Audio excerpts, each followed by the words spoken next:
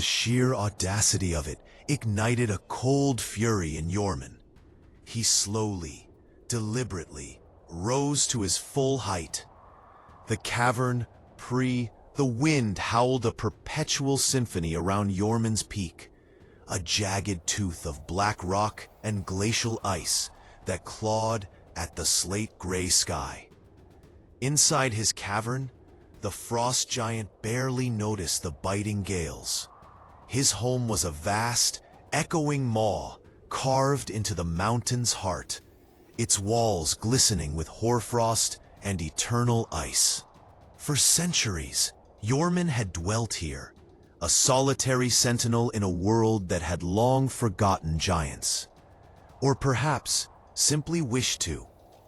His days were a rhythm of simple, immense tasks. He'd rise from his bed of ancient firs, thick enough to cushion even his colossal frame. A quick stretch, a rumble that often dislodged a minor avalanche of ice from the cave ceiling, and then to the ice fishing. The mountain had an internal subterranean lake, fed by melting glaciers and teeming with grotesque, bioluminescent fish. Jörmun would wade in, the water barely reaching his knees, and pluck the fish out with his bare hands, their thrashing insignificant against his iron grip. He ate them raw, their icy flesh a familiar, comforting chill against his tongue. After feeding, he might tend to his collection of polished river stones, each one as large as a man's head, arranging them in intricate, temporary patterns on a flat slab of ice. Or perhaps he would simply sit, cross-legged, staring out of the immense mouth of his cave, watching the clouds scud across the sky, tracing the slow dance of the sun and moons across the desolate landscape. He was content in his solitude, a creature of habit and vast, quiet contemplation. The world outside, with its bustling, transient inhabitants, held no appeal. Until they came. He first noticed them as specks, impossibly small, crawling up the lower slopes. A flicker of annoyance stirred within his breast. Mortals, always climbing, always seeking. They were like gnats, buzzing around the feet of mountains, convinced of their own importance. He watched them for days, a slow-moving stain against the pristine white. There were 5 of them. Dwarves, by the look of their sturdy builds, though too far to tell for certain. He dismissed them. They would turn back, as all others eventually did, defeated by the altitude, the cold, or the sheer, unyielding indifference of the mountain. But these ones were persistent. They set up a small camp, a pathetic cluster of tents near the base of the peak. Smoke, a thin insult, drifted upwards. Jörmun grumbled, a sound like distant thunder. He ignored them.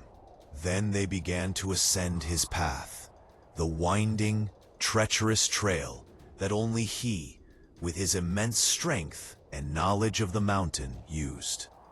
They were noisy, their shouts and the clatter of their gear echoing faintly, even within his cave. He heard their chattering, their brave pronouncements carried on the wind.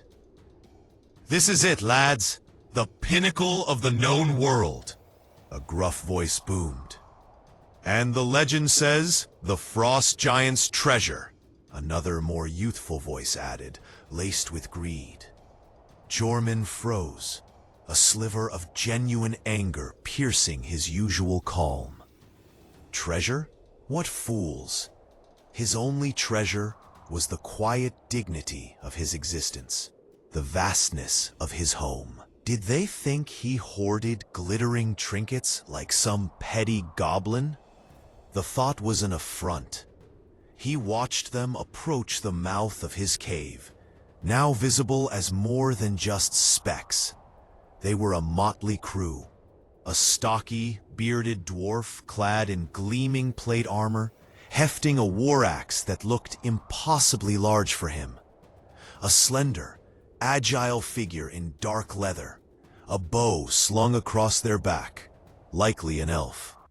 A robed human, staff in hand, radiating a faint shimmer of magic. A hulking, silent barbarian, all muscle and grim determination. And a smaller, nimble rogue, darting nervously at the edges of the group. They stopped at the threshold, staring into the gloom of his cavern, their faces etched with a mix of awe and trepidation.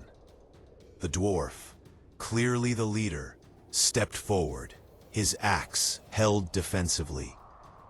"Hello? Is anyone home?" he bellowed, his voice echoing ridiculously in the vast space. Jörmun remained perfectly still, a colossal shadow among shadows, camouflaged by the natural ice formations. He wanted them to leave. He wanted the annoyance to simply evaporate. "We know you're in here, giant," the dwarf continued, a tremor of bravado in his tone. "We've come for the treasure of Jörmund's Peak. Surrender it, and you might just keep your life." Previously immense, suddenly seemed to shrink around him. His head, crowned with jagged icicles, nearly scraped the highest reaches of the ceiling. His shadow fell over the adventurers like a sudden, suffocating night. A collective gasp escaped the party. The elf fumbled with an arrow, the barbarian gripped his greatsword, and even the dwarf took a half step back, his bravado dissolving into genuine fear. "You speak of my life," Jörmund's voice rumbled, a sound like tectonic plates shifting, ice cracking in a glacial chasm. "You speak of treasure? You infest my home, disturb my peace, and demand what is mine?" The human mage, recovering first, pointed his staff. "He's vulnerable! Attack!" A volley of spells erupted. Bolts of fire, streaks of lightning, and shards of ice hurtled towards Jörmun. He merely lifted a massive arm, coated in naturally forming ice plate, and the spells splattered against it, harmlessly dissipating or freezing solid before falling to the ground like shattered glass. He felt the sting, a minor irritation, but nothing more. "You bring fire to ice," Jörmun observed, his voice tinged with contempt. "Fools." With a roar that shook the mountain, he lunged. His movements were not swift like a mortal's, but devastatingly powerful, each step rattling the very bedrock. The adventurers scattered, their carefully planned formation dissolving into panicked flight. The dwarf, surprisingly brave, charged first, his axe a blur of steel. He aimed for Jörmund's leg, a powerful blow designed to cleave through bone. But the axe merely bounced off the giant's thick, icy hide, leaving only a superficial scratch. Jörmund backhanded him, a casual, almost dismissive gesture. The dwarf flew across the cavern, a tiny projectile, to embed himself with a sickening thud in a wall of ice, his armor crumpling like tinfoil. He did not move again. The elf fired a rapid succession of arrows, each fletched with what looked like enchanted light. They struck Jörmund's chest, sparking and leaving faint glowing impressions, but failing to penetrate. Jörmun reached for her. She was quick, darting away, but not quick enough. His enormous hand, moving with surprising speed for its size, swept across the cavern floor, and the elf was caught in its grasp. A muffled shriek, a brief struggle, and then silence as his fingers closed. He didn't even crush her.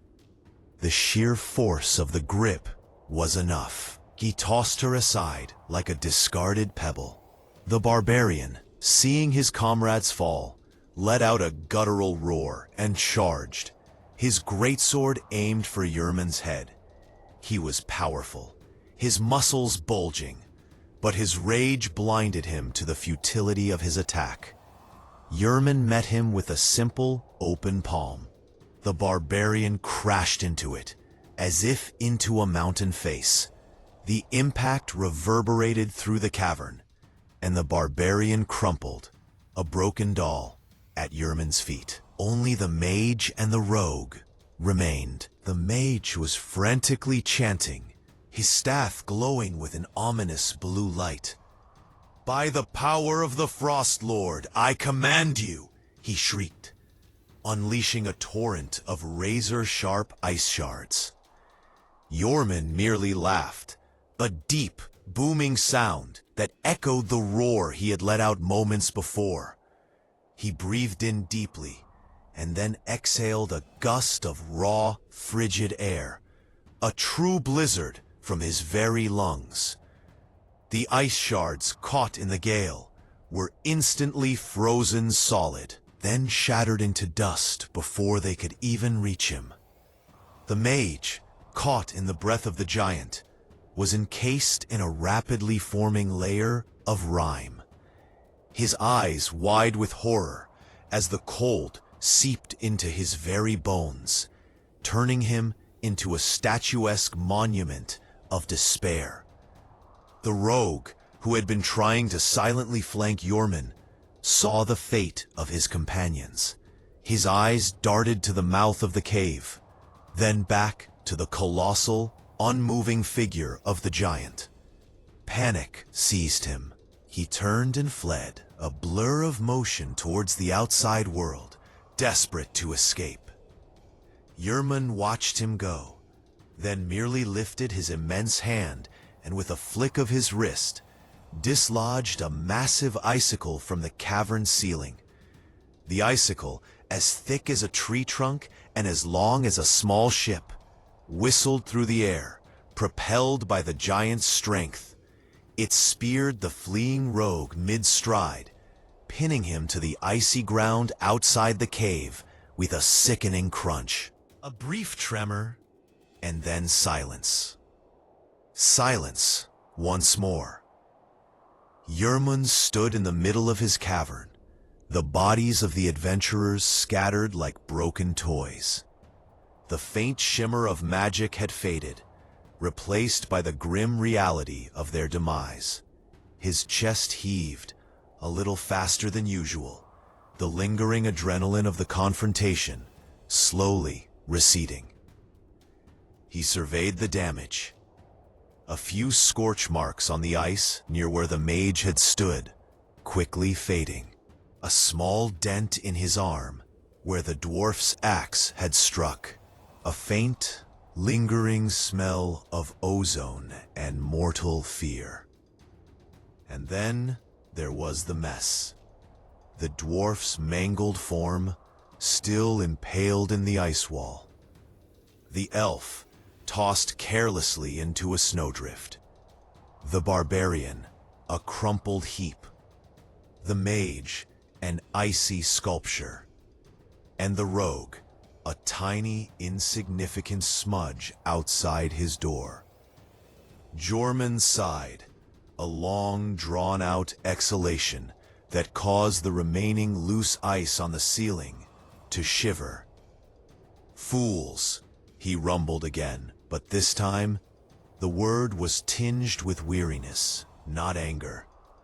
Always the same, always seeking what isn't there, disturbing the peace. He spent the next hour gathering the bodies. He didn't enjoy it. It was tedious, and their small forms were surprisingly awkward to handle with his giant fingers.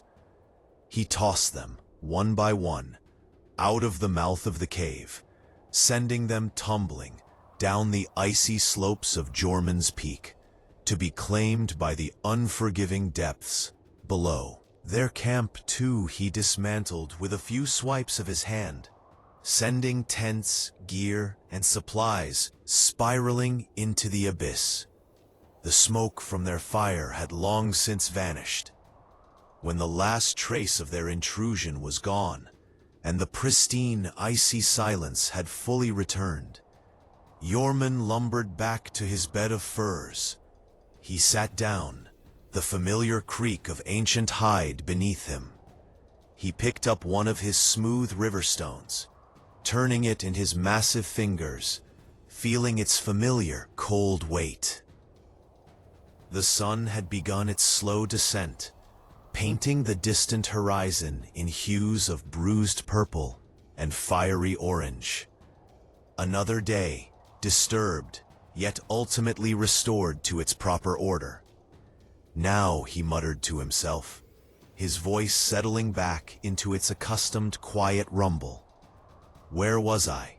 Oh yes, the third pattern, the spiral. And he began to rearrange his stones, his thoughts already drifting away from the fleeting, noisy intrusion of mortals, and back to the immense, timeless patterns of his solitary existence.